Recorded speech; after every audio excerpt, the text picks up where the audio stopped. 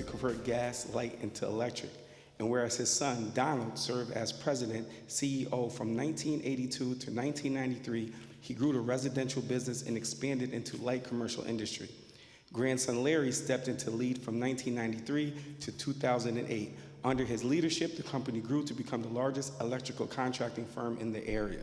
And whereas the business is now located at 135 Erie Boulevard, and the current president CEO, Chris, has been driving the business forward since 2008, and like his predecessors, is leaving his mark on some of the region's most significant buildings. And whereas for 100 years, Schenectady Hardware and Electric has been lighting up the capital region as a premier union electrical contractor. 4 generations of Sparragans have proudly been at the helm of Schenectady Hardware and Electric, and each generation has put its mark on the community. The business has evolved immensely over the past 100 years, and on October 25th, they celebrated their 100-year anniversary. Now, therefore, be resolved that Schenectady City Council and Mayor Gary R. McCarthy do by hereby pausing the deliberations to congratulate Schenectady Hardware and Electric on celebrating 100 years of business in the city of Schenectady, and to wish them continued success for many years. Quite the accomplishment. Would you like? So this resolution was previously passed at an earlier council meeting, so there's no motion needed. Would you like to discuss? Congratulations.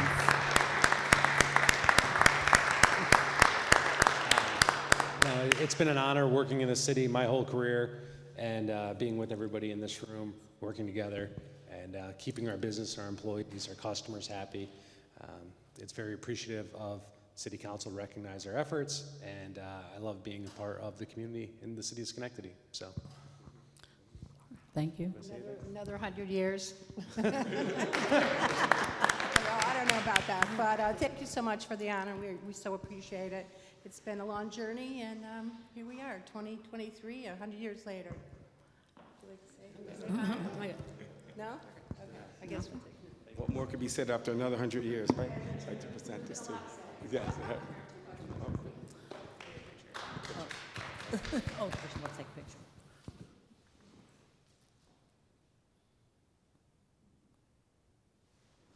Thank you again.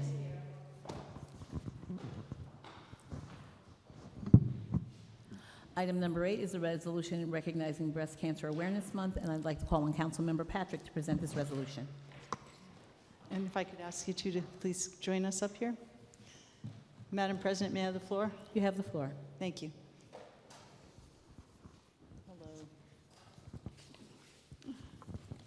So Breast Cancer Awareness Month was actually in October, but we're going to recognize that this evening.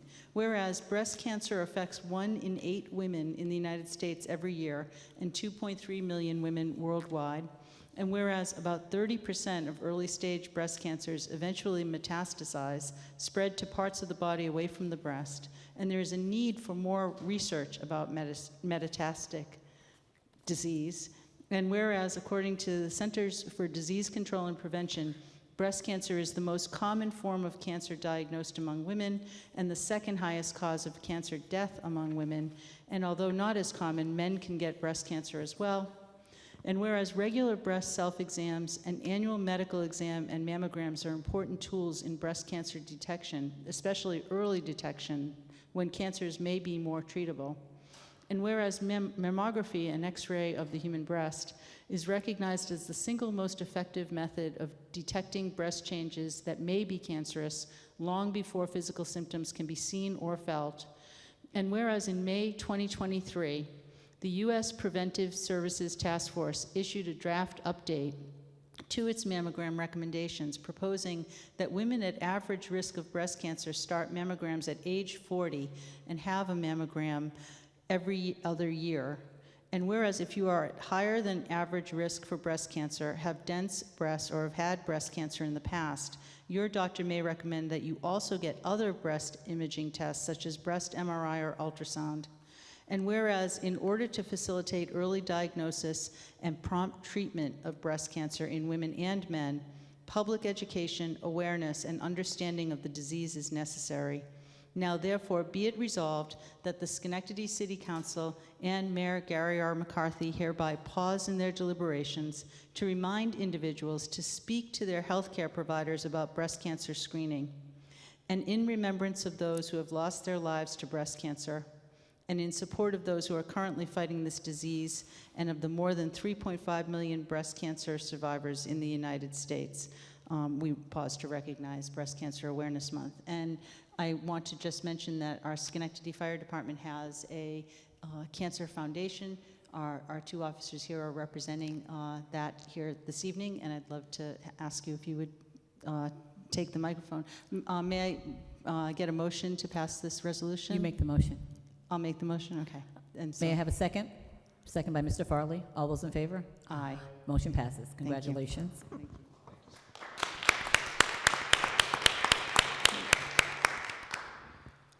Tonight we're here on behalf of the Schenectady Firefighters Cancer Foundation. As everyone knows in this room, cancer does not discriminate, specifically breast cancer. We are very honored and proud to be the recipients of this award, so thank you very much. Thank you. Would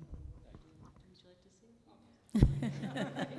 Thank you so much. We'll see you at the coming event, I'm sure. Thank you. Thank you. Thank you very much. Thank you again. Okay. I'd like to ask for approval of the minutes from October 23rd, 2023. Moved by Mr. Williams. Moved by Mr. Williams. Second by Ms. Patrick. All those in favor? Aye. The clerk could please read any communications and petitions. Communications presented to the City Council for Monday, November 13th, 2023. Under Official, from the Mayor, a list of appointments dated November 13th, 2023. Under General, there were none, and under Petitions, there were none. Thank you. I'd like to call on council members to provide any committee reports. Any committee reports? This time we'll have privilege of the floor related to the legislative agenda, and I have one person signed up to speak, Robert Sanders.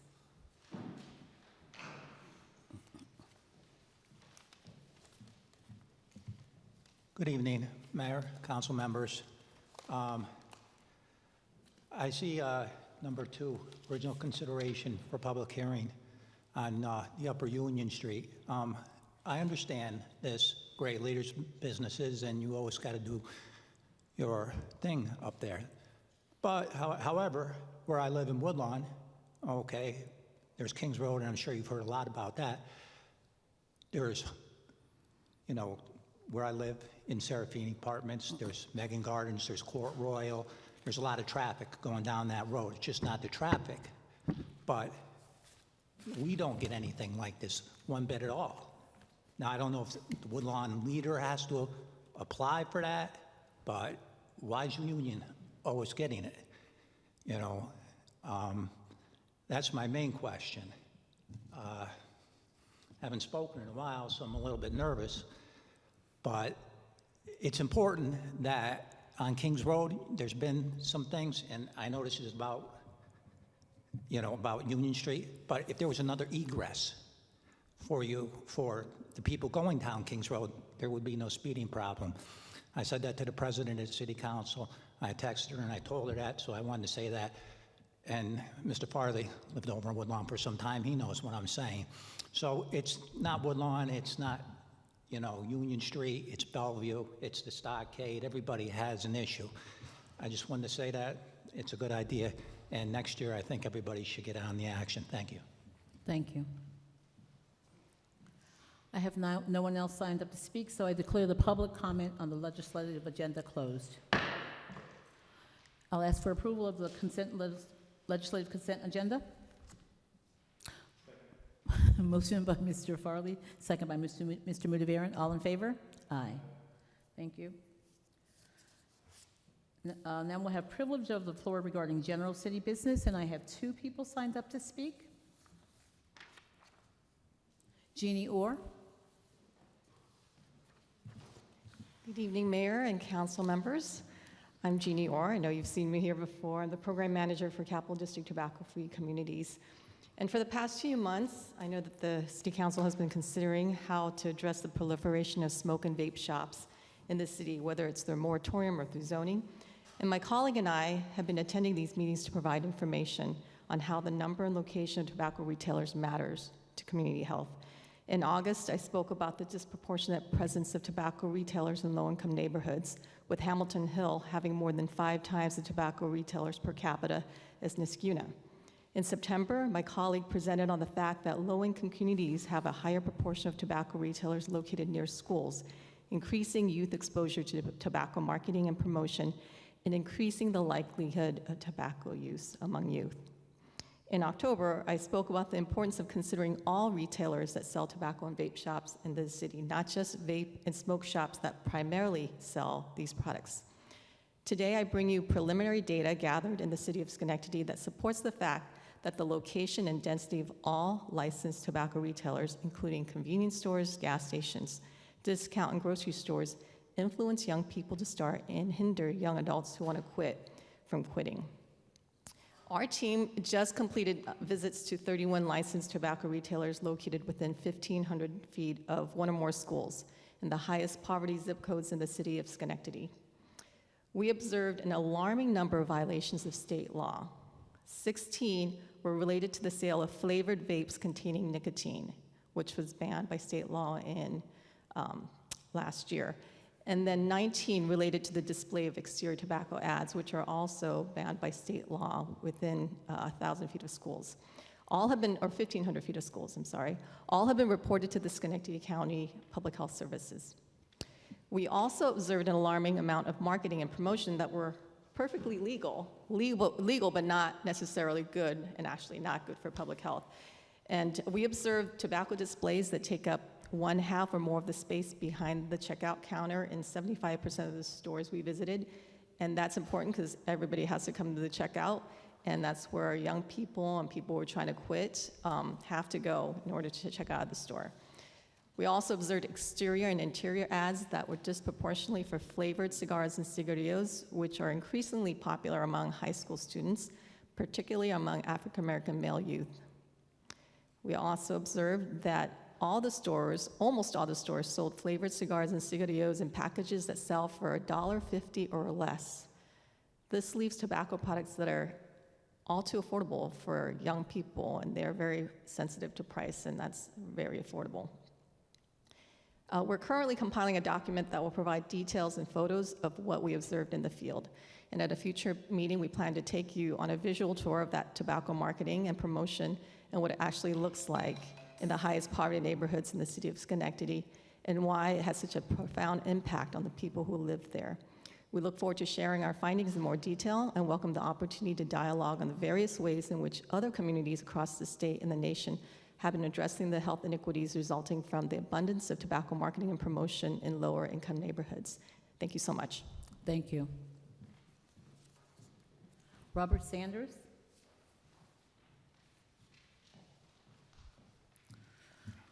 Good evening. My name is Robert Sanders. I live in the city of Schenectady. I would just like to follow up on the last speaker because myself, I smoked 4 cigarettes my whole life long. I don't drink anymore. I haven't drank 5 years.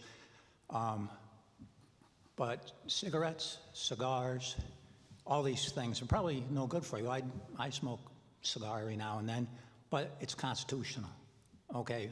No matter what you think, no matter how you do it, it's constitutional. You can do this. Now, I'm not saying that we should put out ads. They put out ads for gambling at the casino.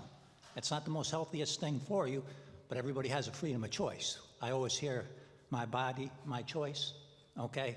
That's for everybody, okay? Now, besides just that, I want to go on to another thing. You gave the resolution away for Breast Cancer Awareness Month that you said was last month. It was. This month is for epilepsy awareness month, okay? You have the right colors on. That's the color, you know, so I was trying to find a tie that color, I couldn't do it, but I wanted to let you know that because so many people suffer from this ailment, and well, there's a month for everything, and I'm sure you guys know it because you hand out the resolutions, be it St. Patrick's Day for the Hibernians. Epilepsy is something that's uncontrollable. Okay, and when I say that, I mean it like this. Myself, they had me on all this medication. And now I'm down to just 2 pills. And I've told them for 25 years that is being overdosed. Not till I saw something by Angelo Santa Barbara when he held out a Narcan thing, did I know that I was taking too much medicine. So I feel so much better today. I am so much better today, but it's just a stigma around epilepsy, people with neurological conditions. You know, you tend to shake a little more, get a little nervous, odd things like that. But it is something that's major, not only in New York State, but, you know, I should have hit the lottery because 1 in a million get the lottery. But it's something that's this month. The color is purple. So in 2 weeks, I'll be back. Okay. I'll see you all in purple. Have a good day. Thank you. I have no one else signed up to speak, so I declare the public comment of city business closed. This time we'll have miscellaneous business from the council. Ms. Patrick? I just want to thank everyone who came out to vote last week. It's very important in our democracy that folks do vote, so for everyone that did cast their vote, thank you very much, and hope everyone will continue to do so in upcoming elections as the years go by. And I just want to wish everyone a happy Thanksgiving coming up next week as well. Thank you. Thank you. Mr. Farley? Thank you, Madam President. I just want to again thank everyone for coming out to speak. I think some of the information that we heard today was pretty compelling. And you know, I urge my council members and the broader community to just think about ways that we can increase the likelihood of having a healthy community. For one, I'm all about freedom of choice for people. I also know that depending on the proximity of available things in your community, that can increase your likelihood to make an unhealthy choice by just mere proximity. And we want to make sure that we're being mindful that we are designing, because the city is in continual in design mode, designing healthy communities by increasing the likelihood of healthy choices and decreasing the likelihood of unhealthy choices. And anytime you have a community that it's easier to get tobacco product than as an apple, then that's not really the type of community, that's not the setting conditions for a healthy community. And with that respect, understanding that we all make unhealthy choices from time to time, because that is with our prerogatives, but just being mindful of the setting conditions for a healthy community. Thank you. Mayor? Thank you, Madam President. Appreciate everyone that came out. Also want to thank everyone who came out on Tuesday and voted.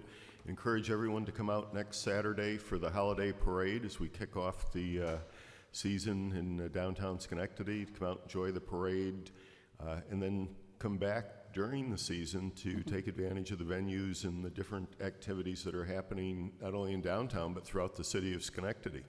Thank you, Madam President. Thank you. I'd also like to thank everyone that came out tonight, and also to all of the voters that came out to take part in doing their civic duty.